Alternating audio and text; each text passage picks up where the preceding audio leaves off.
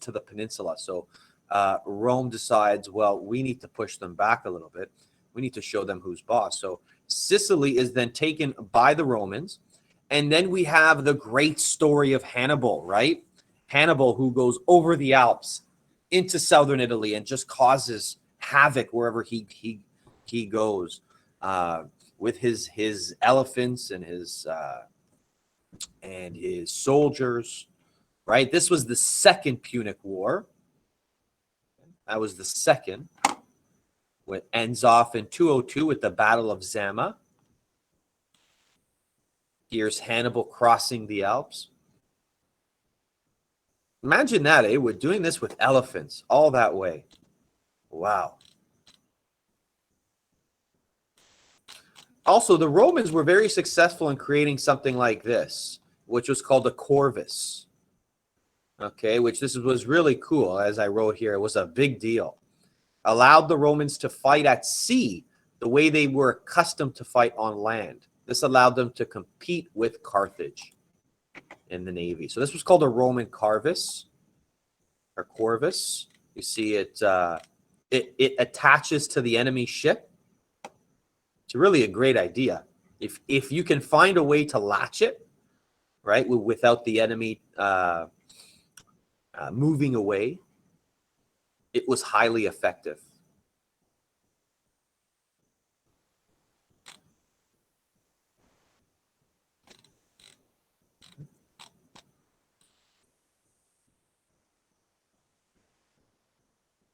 So again, Hamilcar Barca. Hamilcar was the first general of the Barca family from Barcelona, hence the name. To give the Romans trouble, his son, Hannibal, okay, so Hamilcar is Hannibal's father, and his son-in-law, Hasdrubal, would later prove worthy adversaries against many Roman generals. So these are three names that you really should know. Hamilcar, Hannibal, and Hasdrubal, all from the Barca family. Think of Barcelona in Spain.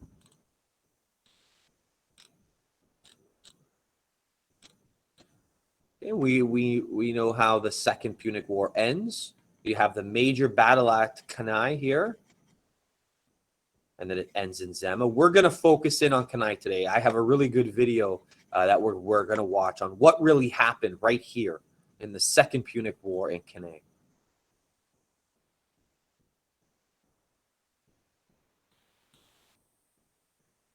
This is just a beautiful map. Just take a good look at this map. So nice.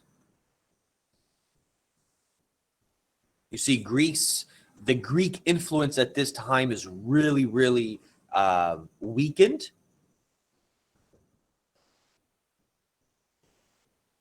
Thebes is weakened. Corinth is weakened. Athens is weakened. Okay.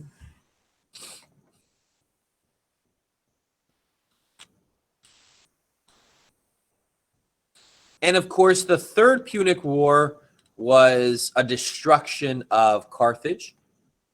Carthage was absolutely destroyed. Okay. And for those of you that read the PowerPoint, you had an advantage because you knew that I posted the answers for you. The chart was already done for you. How many of you actually saw that? Raise your hand if you noticed that the chart was actually done for you here.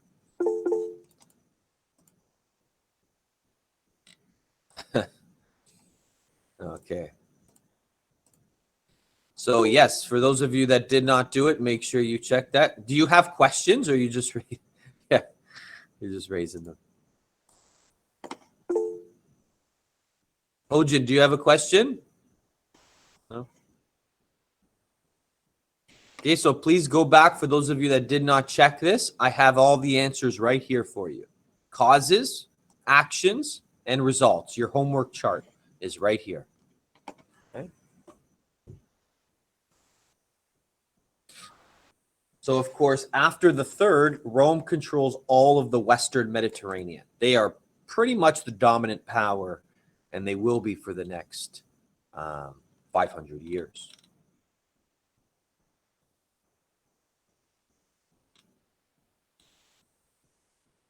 Take a look at Roman expansion.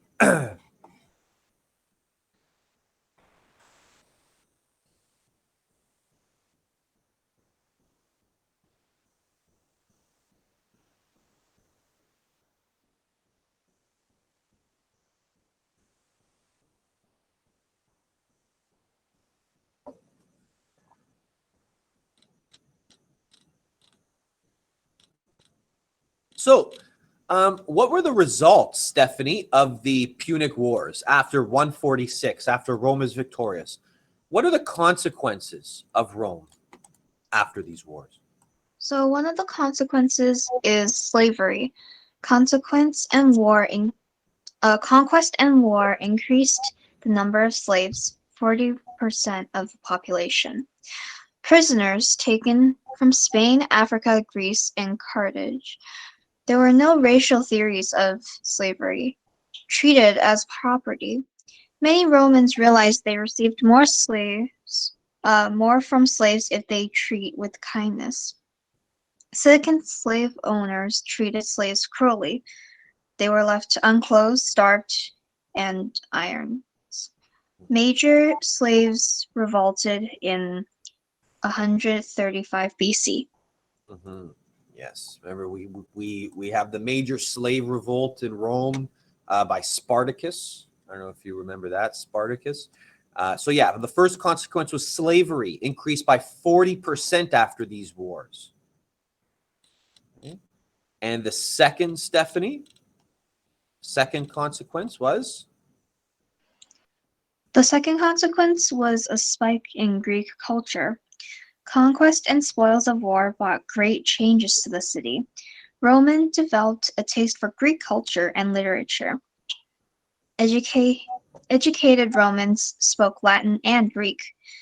Hellenism will dominate Rome culture For the next about 400 years, yes. It's cut off there, yeah. Thank you. So the consequences after 146 is 1, slavery.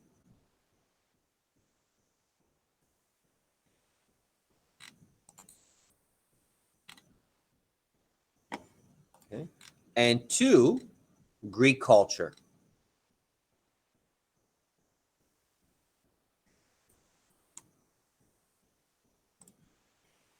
Okay.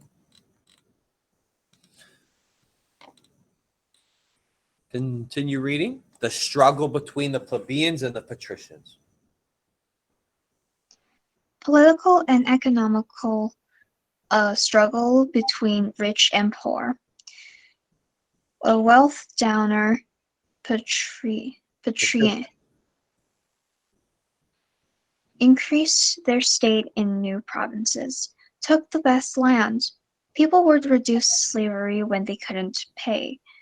Ultimately, the burden of constant welfare fell most heavily on the plebeians, since they had to leave farms to fight for the state's battle. Good. So this just made it even worse, this struggle between rich and poor. The rich got richer and the poor got poorer after these wars. Okay, so it would definitely lead to a civil war down the road, which we'll see shortly. Okay.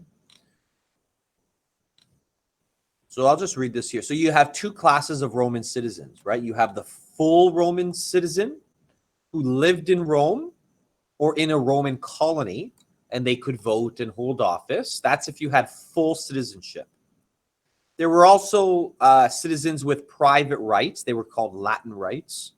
Okay, if you lived in Latium, okay, south of Rome, okay, they were given citizenship or Latin right.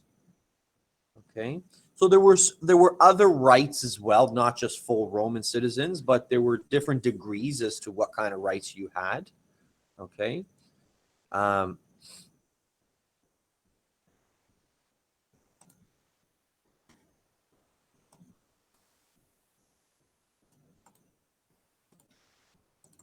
It's okay, Kyle. No problem. And Tommy, welcome. And of course, all of this struggle between the rich and the poor, the patricians and the plebeians, would ultimately lead to the reform, right? We learned about these leaders, right? Tiberius and Gaius Gracchus, and Gaius Marius, he's the one who reformed the military, okay? And that's going to lead us next into our first general, and that is Julius Caesar. But before we do, I want to go back and focus on this battle right here, this famous battle, which I can't just leave it alone here, but Cannae in 216. Okay, let's focus in on this battle right here in Cannae in 216. Okay, and let's see what exactly happened, which would be towards the middle of the Punic Wars, or the Second Punic War. Okay. Left his best troops, a Libyan spear of Rome in 216 BC. This plain behind me is where the legendary leader Hannibal hurled the army of Carthage against the might of Rome in 216 BC. I'm Matthew Settle. Over 100,000 men fought in a battle to the death. Over half of them died here in Cannae. Today, this land is part of Puglia, in southern Italy. It's hard to imagine what it must have been like then. But now, with new video game technology, you are about to see this great battle as never before. The vast numbers of soldiers, the troop formations, how they fought, and how the battle was won. Get the view the generals wish they had. Now, the decisive battles.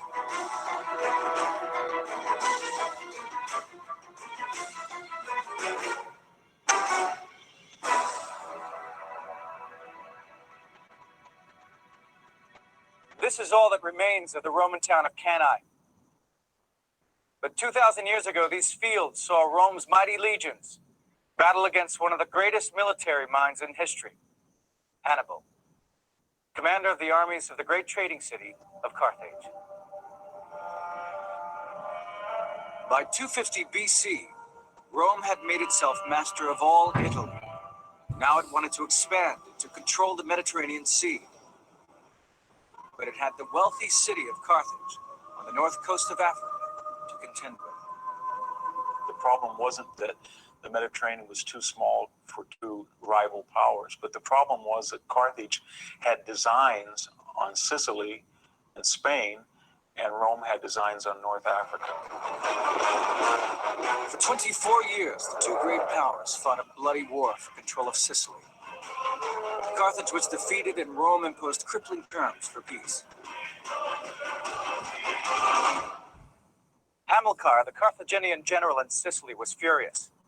As sacrifices were being made to the gods, he brought his 9-year-old son to the altar and made him swear an oath, never to be a friend to the Romans. That young boy was Hannibal, and he never forgot his promise. When Hamilcar died, power passed first of all to his son-in-law, Hasdrubal, and then when Hasdrubal himself was assassinated, it passed to his son, Hannibal. Carthage is now in debt. It's got to pay the Romans off money every year. It's lost a lot of its territory, so they decide to create a very solid, very wealthy province in Spain, and also a very strong army. Rome was worried by the recovery of Carthage and was just waiting for an excuse to strike again at its old enemy. When Hannibal attacked a Spanish city loyal to Rome, they saw the perfect excuse to go to war. But Hannibal decided to attack first. Hannibal works out that the only way to defeat Rome is to go right to the center, to go to Rome itself, go to Italy, and beat the Romans there. Hannibal's strategy is one of the clearest cases in history of attack being the best form of defense.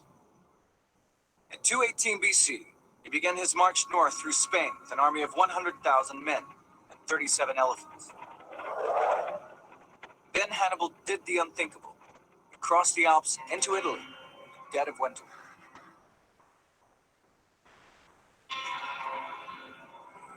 Hannibal is an immensely charismatic leader. Hannibal could get armies to do things that most men simply couldn't have dreamed of. Somehow an army with Hannibal in command could go that little bit further. He was still a young man, only in his 20s, but his hatred of Rome drove him and his army onwards. The Romans got their first taste of Hannibal at the Battle of Trebia. And now with new video game technology, we will be able to see Hannibal in action as never before. The importance of elephants shouldn't be underestimated. They were never used as pack animals. animals who were only used as weapons. And they were very important for his image. We know of coins that we still have, in fact, coins with the image of Hannibal on the one side and an elephant on the other. The Roman legions were crushed by Hannibal and his war elephants. The next year was the same story. Rome sent a second army and suffered a second defeat at Lake Trasimene. Nothing, it seemed, could stop Hannibal.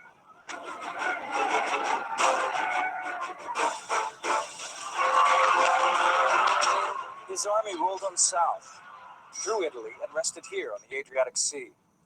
Hannibal was now less than 100 miles from Rome. He had already killed or wounded 100,000 legionaries. In desperation, the Romans decided to gamble everything on one great battle.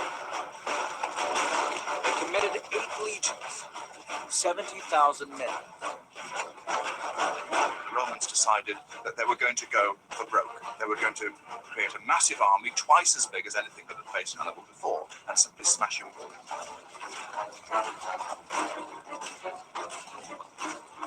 On August 2nd, 216 BC, the huge Roman army met Hannibal, here, near the town of Cannae.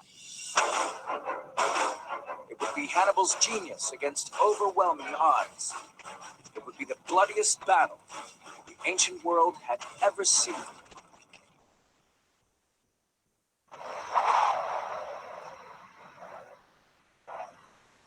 The hot wind blows off the plain of Cannae, just like it did 2,000 years ago. But then the fields were uncultivated and home to the two most powerful and different armies of the ancient world. At stake, control of the Mediterranean, the future of Rome itself. Let's take a closer look at the huge Roman army which opposed Hannibal. It contained 8 legions, each had up to 5,000 men, drawn into 3 lines, which were in turn divided into squares of infantry. This checkerboard formation was designed for maximum flexibility, but it was tricky to operate in the heat of the battle. They needed a very experienced commander to make it work. As a Roman soldier, just where you stood in these 3 lines was based on your age and your experience. If you were around 17 to 25, you would take up position right here in the front rank. Here you would be in the thick of the action. As a raw recruit, you would become battle-hardened or die. If you survived to your mid-20s, then you would graduate to the second rank of experienced men at the peak of fighting fitness. And if you lived to be a grisly old veteran, you would find a home here in the 3rd rank. Maybe you wouldn't be so quick anymore, but all that knowledge and experience would help get the army out of a tight spot. Let's take a look at what Hannibal and his army would have seen. The skirmishers out in front act like a kind of curtain, making it difficult to work out just how the Roman troops are organized, how many there are. And we can see that Hannibal's army is nothing like the Roman military machine on the other side of the battlefield. This is an army drawn from many countries. From Africa come the Libyan spearmen, and Numidian cavalry, small swift horses. They are Gauls from France, and Spaniards fighting both on foot and on horseback. Here, Hannibal has the advantage of 10,000 horsemen against the Roman 6,000. The flat plain of Cannae is perfect for cavalry warfare. But he has only 40,000 infantry against Rome's force of 70,000. The Roman army was so vast it had 2 commanders, Aulus and Varro. They took turns leading the army on alternate days. Now this is tricky enough if both commanders have the same strategy, but they didn't. They had competing strategies. Aulus favored a cautious approach and did not want to rush into battle. Varro was spoiling for a fight and wanted to force the battle onto the open plain where the huge Roman army had room to maneuver. On August 2nd, 216 BC, it was Varro's turn to command, so the Roman army began to form ranks for battle. As usual, the infantry occupied the center, with the cavalry detachments on either wing to guard the flanks. We can could never know exactly what was going through Varro's mind, but he decided to change the normal battle order. He ordered the Roman ranks to be made much deeper. There were fewer gaps and hardly any option to change formation. Either through great wisdom or utter folly, the consuls had agreed to stack the legions to create depth and shock with the idea they could just burst through the Carthaginian army. They'd given up flexibility in exchange for power. And so Hannibal devised a trap. He massed his Gauls and Spanish troops in a crescent formation that curved outward towards the Roman lines. He seemed to be inviting an all-out attack on his outnumbered force. Even his own soldiers must have wondered what he was up to. He had placed himself at the most vulnerable part of the line. At the center, the fighting would be fiercest. They had to hold the advance of this huge Roman steamroller. He was there to encourage what he knew to be the weakest part of his line. To some extent, he may have been appealing to the sort of emotional, the warrior culture of the Gauls in particular, who made up a lot of these units. This was a culture in which you were supposed to excel, do the spectacular, to stand out in front. Strangely, Hannibal had left his best troops, a Libyan spearman from North Africa, in reserve on the flanks of his army. But Hannibal knew exactly what he was doing. He had a plan. Almost 130,000 men and 16,000 horses were squeezed into this battlefield just over 2 miles square, beginning where the tree line marks the river, and ending here at the hill of Cannae. Suddenly, there was a frenzy of movement. The skirmishers ran forward. Legions advanced in step. The men of Carthage, outnumbered 2 to 1, braced for entry. The Battle of Cannae had begun.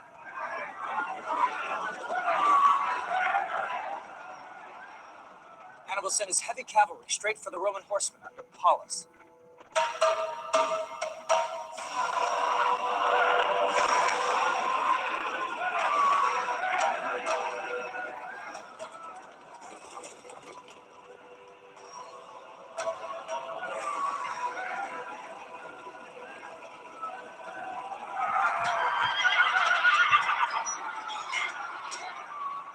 Fighting was fierce and brutal. Meanwhile, Hannibal's Numidian cavalry charged the Roman left wing under Varro. While the cavalry battled, the 8 legions of Roman infantry rolled forward towards Hannibal's position. When they got to within 15 yards, each legionary threw his spear, the pilum. Then they drew the gladius, a short stabbing sword of hardened Spanish steel, alighted with the Carthaginian crescent.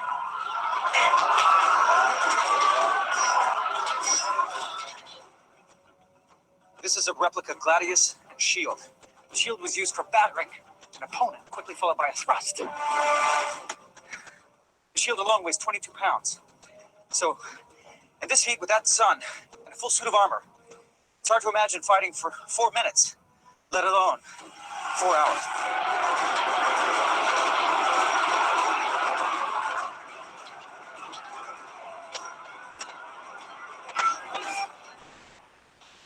Modern reconstruction of weapon efficacy tell us that a muscular man with a gladius can wield more thrusting power, more killing potential than a spear or an arrow or any other ancient handheld weapon or missile. The sheer weight of Roman numbers was irresistible. Hannibal suffered dreadful losses as the legions hacked their way deeper into the center. The Roman juggernaut seemed unstoppable. Hannibal and his men were hanging on by the skin of their teeth. Defeat seemed inevitable, but Hannibal was about to spring his trap.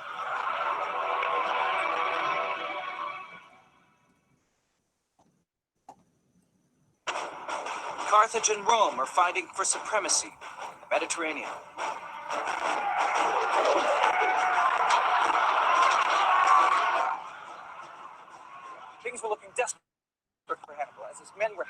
around him. The legions were pounding into his army like a battering ram. For the Romans, it seemed that one more push would lead to victory. They were blind to the growing danger all around them. Now it became clear why Hannibal had adopted the crescent formation. As the Roman advance was sucked into the center of the crescent, the Libyan spearmen on the flanks wheeled round from both sides to catch the Romans in a vice.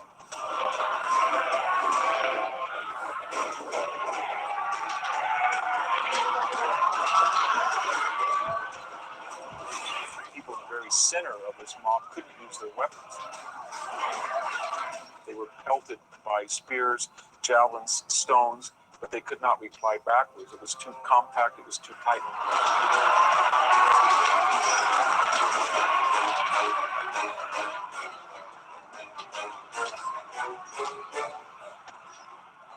The Romans are a big crowd. It's like people streaming out of a football match. They can't see what's going on. At that moment, Hannibal's cavalry smashed through the Roman horsemen on both flanks and began to move around behind the legions. At the front, the Roman attack became bogged down because of its densely packed formation. At the back, the Carthaginian cavalry closed in.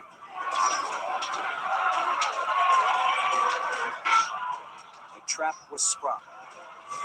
The vast army of Varro and Paulus was completely encircled.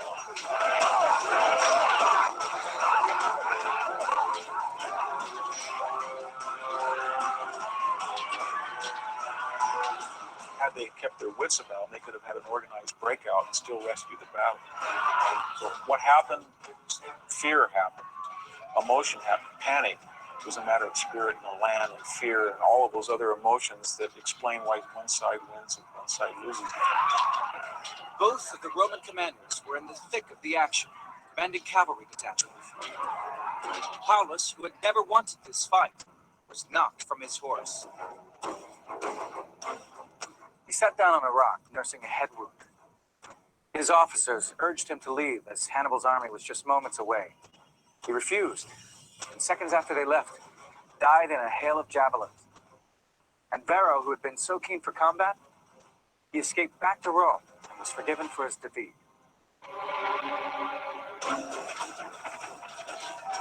No matter how unwise Varro's decisions might seem in retrospect, to the Romans at least, they're not going to criticize him because the great trait of all Roman commanders is aggression. So remember that at Cannae, what happened should not have happened. Military strategists could not envision that a numerically inferior army could surround in a concentric manner on both sides a numerically superior force. So the very idea that someone like Hannibal could pull that off was just audacious and should not have happened. By nightfall, Cannae was a field of blood and tangled limbs. The actual fighting had only taken 4 hours, but nearly 50,000 Romans and 10,000 Carthaginians were slaughtered.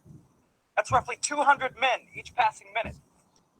Nearly 1/3 of all Roman senators, the men who governed Rome, lay slain or captured. This was the worst defeat ever suffered by Rome. Cannae seems almost the perfect victory.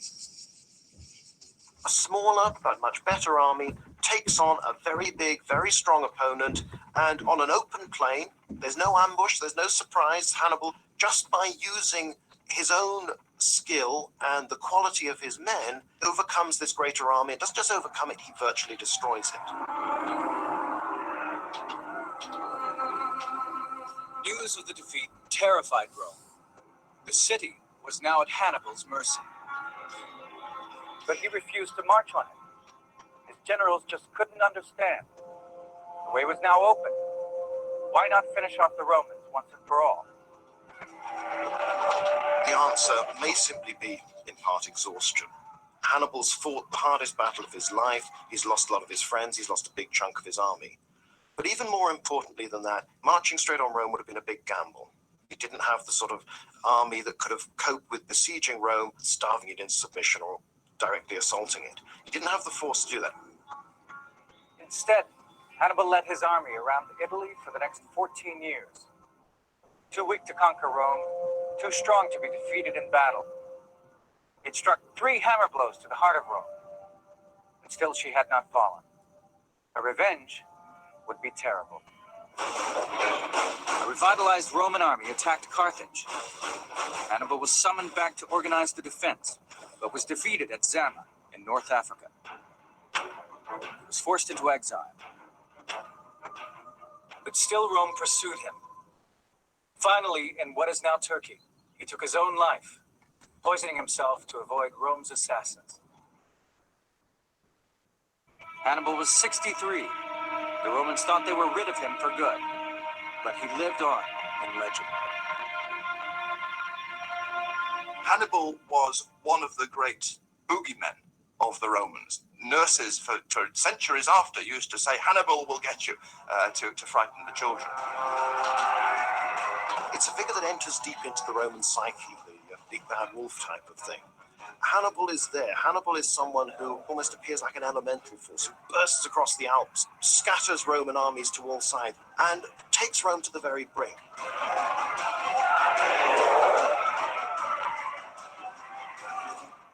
Hannibal had kept his oath to his father and his gods. But in failing to destroy Rome, he succeeded in making it stronger. The Romans learned a bitter lesson and reorganized their armies.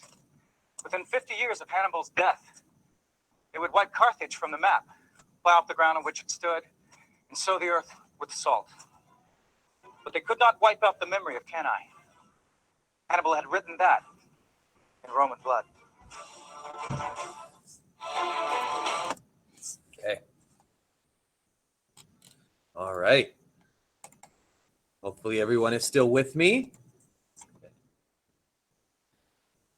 So the Battle of Cannae, that's 216. That's Second Punic War. And now we're going to move on from the Punic Wars. Remember, they ended about 146 BC.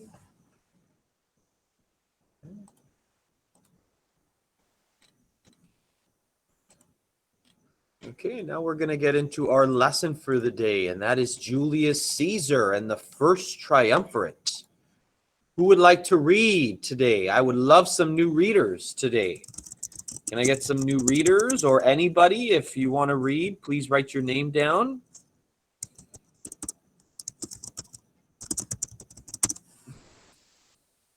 If you would like to read, please write your name down.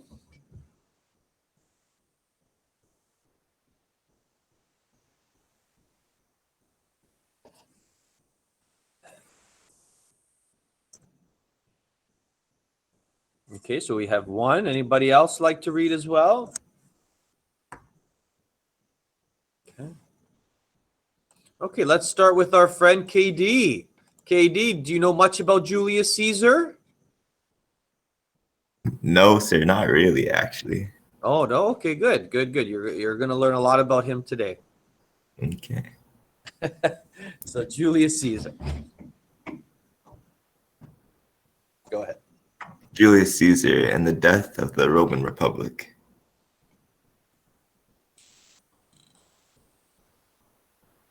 So this is the Roman world, roughly 133 BC.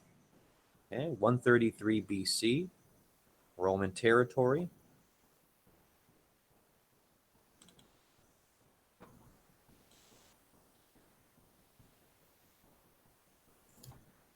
Background of Julius Caesar. So, born July 12, 100 BC, descendant of Trojan Prince Aeneas or Romulus, aristocratic family, far from rich. Father Gaius died when Julius was 16, close with mother Aurelia. Goes to Rhodes to study philosophy, captured by pirates. Great motivator and wonderful speaker. As Aedile, he set up public games in Rome. He realized he was not only broke, but deeply in debt. He was elected consul and given command in Gaul 59.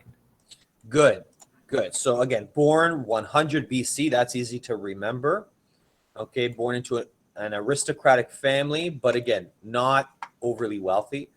Father dies young, okay, brought up by his mother, goes to Rhodes. That's one of the Greek islands to study philosophy, okay? Has a really bad experience with pirates in that time. He's known as a great motivator, wonderful speaker. So he began as an aedile. Remember, that's one of the departments in the Roman Republic. And what his job was to set up public games, right? Circus Maximus or gladiator games. So that was his job when he was young and with the government. And he becomes the consul, that's the head of the government, okay, around 59 BC. And his major area, which he's going to command troops, is in Gaul. So if we take a look at Gaul, that's modern day France, right here. Okay. Okay, so the first triumvirate, alliance of Caesar, Crassus, and Pompey, lasted from 60 BC to 53 BC. Crassus dies, combines the abilities of three powerful men. Caesar, the first one, enormous popularity and great legal reputation. Crassus, great wealth and influence within the equestrian order. And Pompey, a great leader, warrior, and spectacular military reputation. Good. So these are the first triumvirate. These are the first three, major individuals, major people in Rome, and they form an alliance, right? Caesar is very popular, right? He's got a great reputation. Crassus is very, very wealthy. Okay, very wealthy. Got important influence within Rome. And then Pompey. Pompey is the one that really stopped the slave revolt in Spartacus. So he's got a great military reputation. Okay, so these three men form the first big alliance called the triumvirate. So you need to remember that. Caesar, Crassus, Pompey.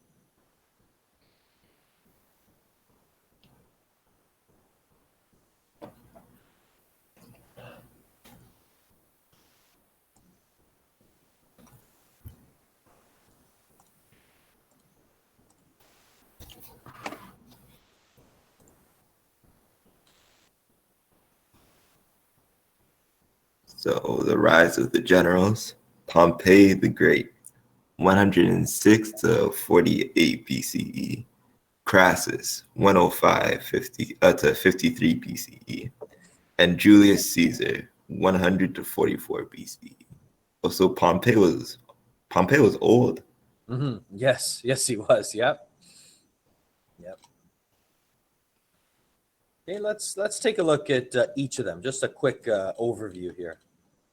Okay, so Crassus, one of the wealthiest men in Rome, he had made a fortune in finance and investing, put down the slave revolt led by Spartacus 773 BC. By 71 BCE, he was a military hero, and he was hailed as the savior of Rome. Yes. Then Pompey was a much better general than Crassus. He aligns with Crassus and pressures the Senate to let him run for consul. Closely linked to Senate and aristocratic class, becomes a puppet of Senator Cicero. Yeah.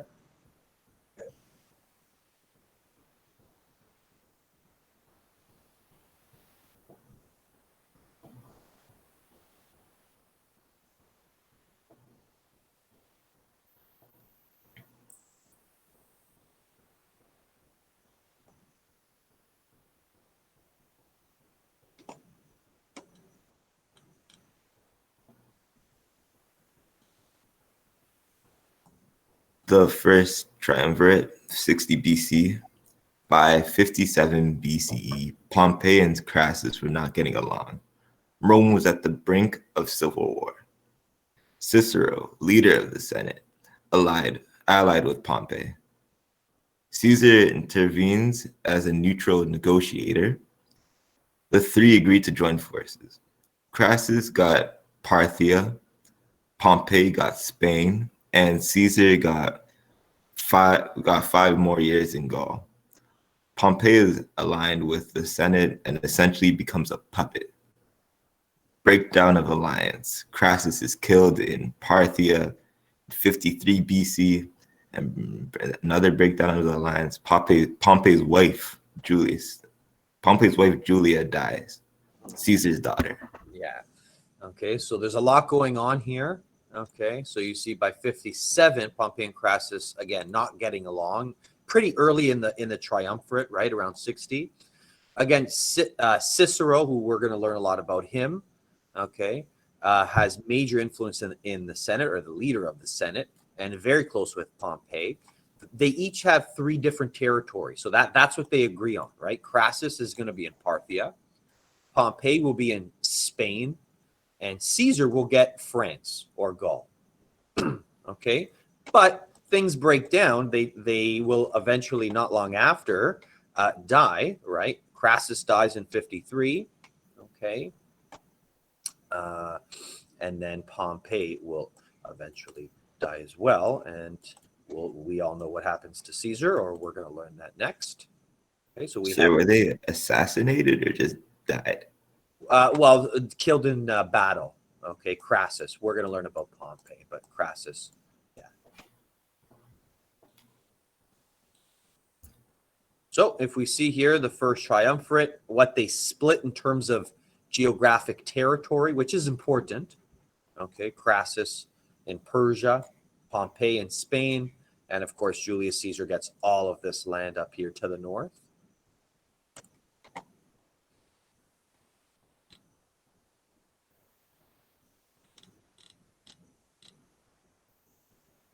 Let's learn about Caesar in France. KD? Okay. Caesar in Gaul, Gallic Wars. Over the course of 10 years, Caesar won several victories. He crossed the Rhine River in 56, the first to bring Roman armies into Germany. He invaded Britain in 55 BC. Gaul brought Caesar mountains of gold. The barbarians were rich in precious metals and jewels. Defeats Helvetica in Gaul. Defeats Vercingetorix in Alesia, 54 BC. And the new Roman territories are established. Wales, and that's Cambria, Ireland, Hibernia or Scotia, and Scotland, and that's Caledonia. Good. So you could see why Caesar was so successful as a general, right? Because he was able to capture north of the Rhine, right? He invades Britain. Think of where Britain is. He invades Germany. He captures France, which is Gaul. And they have so much minerals. They have so much gold and other jewels. Okay, so this is where he really makes his mark in what's called the Gallic Wars in Gaul. Okay, so he brings all this new territory to the north, captured for Rome, right? This is where Caesar really makes his mark in the Gallic Wars. Very successful. And with that brings a lot of wealth, a great reputation, and a lot of power.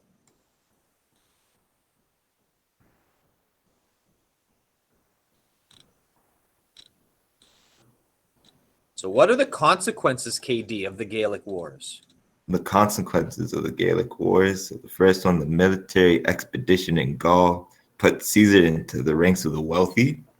Gaul gave Caesar a fiercely loyal army. He's rewarded his soldiers handsomely. He was an outstanding commander, creating in his men a devotion that outlived Caesar himself. By the end of the Gallic rebellion in 51, he had a great wealth and the best army in Rome. Yeah.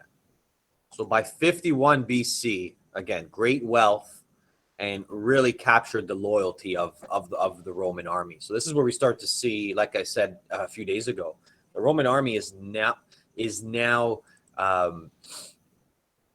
they are not fighting for the Roman state. They are now loyal to the general. Okay, and it really does start with Caesar.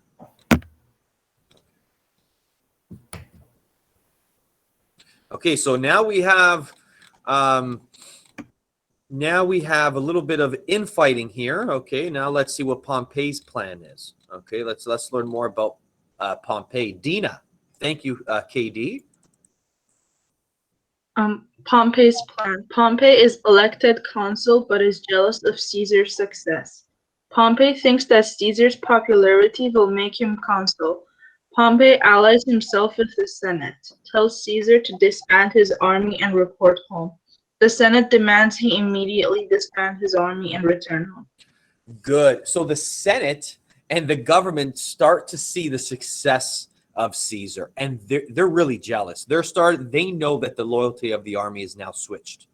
Okay, so Pompey sees this. Okay, who's elected consul, really allies himself with the Roman government, with the Roman Senate. Okay, and we start to see this this split now between Pompey and Caesar.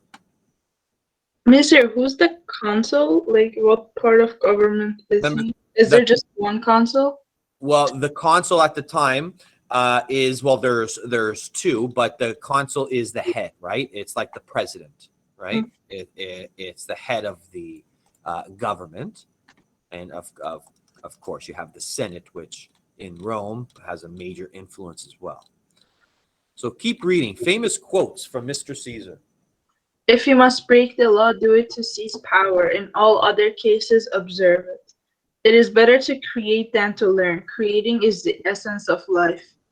Cowards die many times before their actual deaths. Experience is the teacher of all things. As a rule, men worry more about what they can't be than about what they can.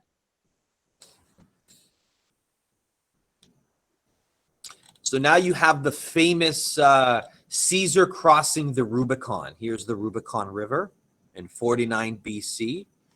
Okay, this is what they call the point of no return. Dina. Caesar denies the request and marches his army across the Rubicon River, 49 BC, river that divided Gaul from Rome. This is a sign of war, point of no return. Caesar has committed treason by crossing the Rubicon with his army, seen as an invasion. Ilia iasta est, the die has been cast. Caesar is received as a hero. Good. So this was the huge gamble in 49 BC, right? The Senate and the Roman government tell him, do not cross the Rubicon with your army. That's a sign of treason. Okay. So this is essentially a point of no return, and he crosses it in 49 BC. Okay. And to his delight, he is received by the people as a hero. You could see the Senate are not happy with this. They are not happy with Caesar. Mister, he crosses it to go to Rome. He crosses it, yeah. He goes beyond. He goes through the river or around it, yeah. Okay, so let's. I have a few points here. So Caesar in Egypt. Okay, let's see what happens in his time in Egypt. Pompey crossed the Adriatic Sea, leaving Rome to Caesar.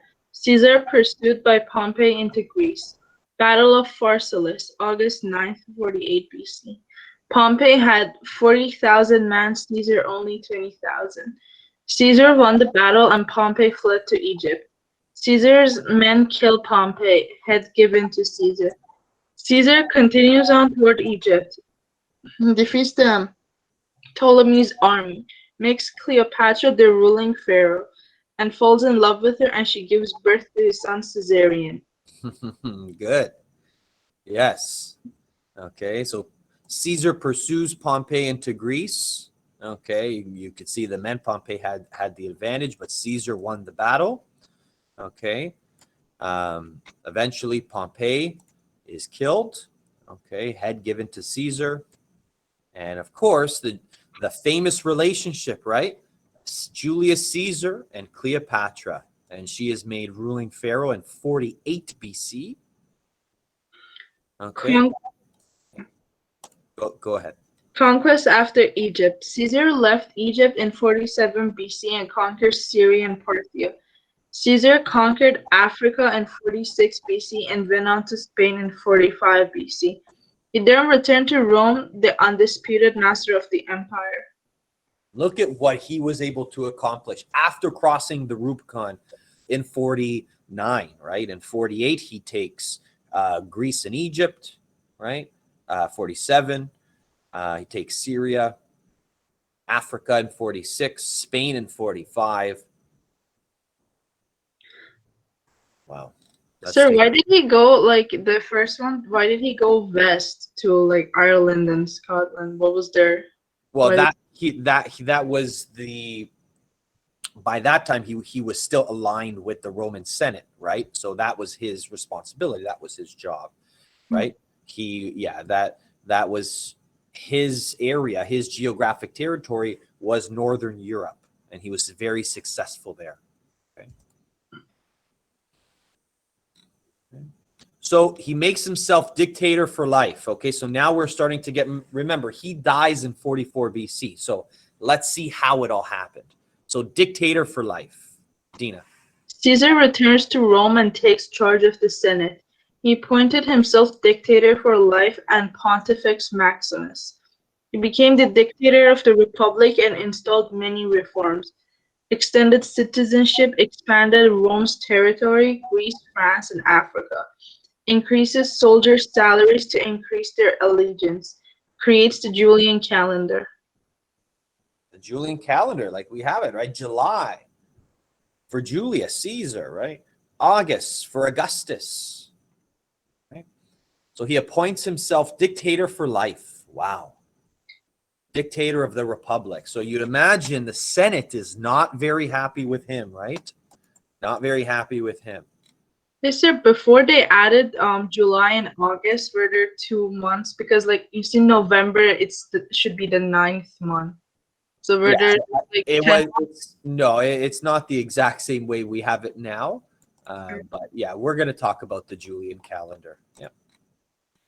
Okay, let's just finish this up. Caesar's assassination. The Senate began to fear that Caesar was too powerful.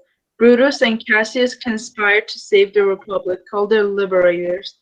Caesar sees an oracle who tells him, "Beware of the Ides of March."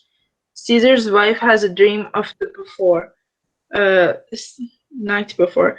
Caesar is stabbed 23 times by 20 closest friends. A to Brute. And you, Brutus, right? So this is the end. Unfortunately, this is the end of Caesar. Like I said, the Senate, right? The Senate began to fear his rise, right? And these are the two men, Brutus and Cassius, who conspire, right? They are seen, or they believe, to be liberators. They believe they are saving the Republic, right? So let's watch. There's a great TEDx 5-minute video on Caesar's assassination, the Great Conspiracy. Okay, so let's watch this. It's really good.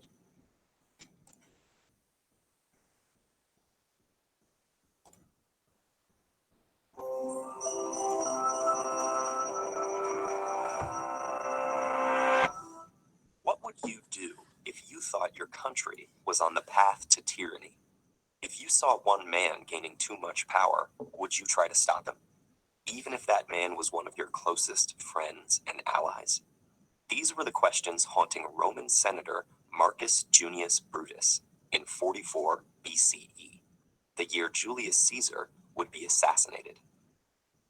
Opposing unchecked power wasn't just a political matter for Brutus, it was a personal one. He claimed descent from Lucius Junius Brutus, who had helped overthrow the tyrannical king known as Tarquin the Proud. Instead of seizing power himself, the elder Brutus led the people in a rousing oath to never again allow a king to rule. Rome became a republic based on the principle that no one man should hold too much power. Now, 4.5 centuries later, this principle was threatened. Julius Caesar's rise to the powerful position of consul had been dramatic. Years of military triumphs had made him the wealthiest man in Rome. And after defeating his rival Pompey the Great in a bitter civil war, his power was at its peak. His victories and initiatives, such as distributing lands to the poor, had made him popular with the public, and many senators vied for his favor by showering him with honors. Statues were built, temples were dedicated, and a whole month was renamed, still called July today. More importantly, the title of dictator, meant to grant temporary emergency powers in wartime, had been bestowed upon Caesar several times in succession. And in 44 BCE, he was made dictator perpetuo, dictator for a potentially unlimited term. All of this was too much for the senators who feared a return to the monarchy their ancestors had fought to abolish, as well as those whose own power and ambition were impeded by Caesar's rule. A group of conspirators calling themselves the Liberators began to secretly discuss plans for assassination. Leading them were the senator Gaius Cassius Longinus and his friend and brother-in-law, Brutus. Joining the conspiracy was not an easy choice for Brutus. Even though Brutus had sided with Pompey in the ill-fated civil war, Caesar had personally intervened to save his life, not only pardoning him, but even accepting him as a close advisor and elevating him to important posts. Brutus was hesitant to conspire against the man who had treated him like a son, but in the end, Cassius's insistence and Brutus's own fear of Caesar's ambitions won out. The moment they had been waiting for came on March 15th. At a Senate meeting held shortly before Caesar was to depart on his next military campaign, as many as 60 conspirators surrounded him, unsheathing daggers from their togas and stabbing at him from all sides. As the story goes, Caesar struggled fiercely until he saw Brutus. Despite the famous line "Et tu, Brute," written by Shakespeare, we don't know Caesar's actual dying words. Some ancient sources claim he said nothing, while others record the phrase, "And you, child?" fueling speculation that Brutus may have actually been Caesar's illegitimate son. But all agree that when Caesar saw Brutus among his attackers, he covered his face and gave up the fight, falling to the ground after being stabbed 23 times. Unfortunately for Brutus, he and the other conspirators had underestimated Caesar's popularity among the Roman public, many of whom saw him as an effective leader, and the Senate as a corrupt aristocracy. Within moments of Caesar's assassination, Rome was in a state of panic. Most of the other senators had fled, while the assassins barricaded themselves on the Capitoline Hill. Mark Antony, Caesar's friend and co-consul, was swift to seize the upper hand, delivering a passionate speech at Caesar's funeral days later that whipped the crowd into a frenzy of grief and anger. As a result, the liberators were forced out of Rome. The ensuing power vacuum led to a series of civil wars, during which Brutus, facing certain defeat, took his own life. Ironically, the ultimate result would be the opposite of what the conspirators had hoped to accomplish: the end of the Republic and the concentration of power under the office of emperor. Opinions over the assassination of Caesar were divided from the start, and have remained so. As for Brutus himself, few historical figures have inspired such a conflicting legacy. In Dante's Inferno, he was placed in the very center of hell and eternally chewed by Satan himself for his crime of betrayal. But Swift's Gulliver's Travels described him as one of the most virtuous and benevolent people to have lived.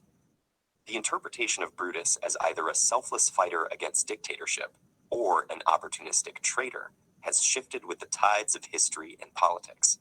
But even today, over 2,000 years later, questions about the price of liberty, the conflict between personal loyalties and universal ideals, and unintended consequences remain more relevant than ever.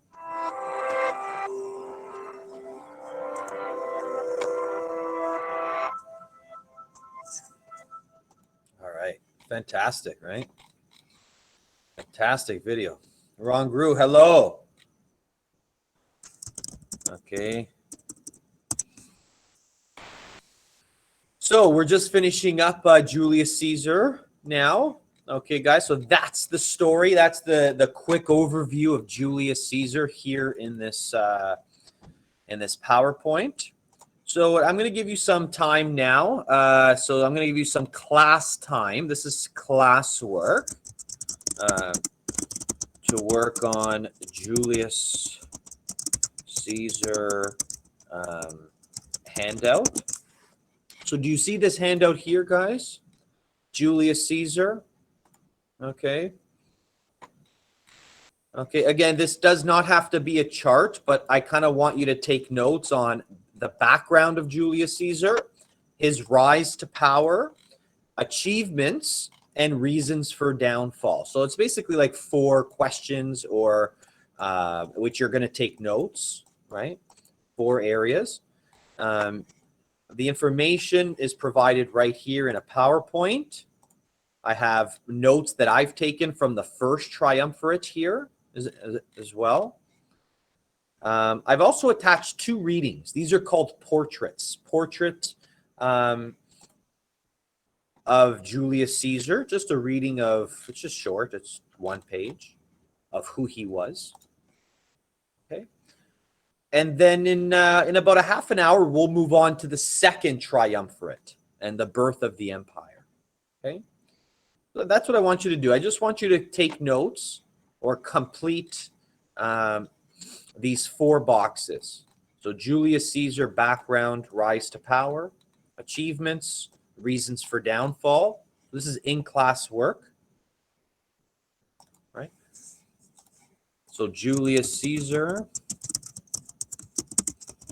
lived between 100, easy to remember, right? 100 to 44 BC. Okay? The Ides of March. Okay. So that's what I would like you to do right now. Okay, is this handout. Okay. All right. I'll give you maybe a half an hour, okay? 30 minutes. 30 minutes.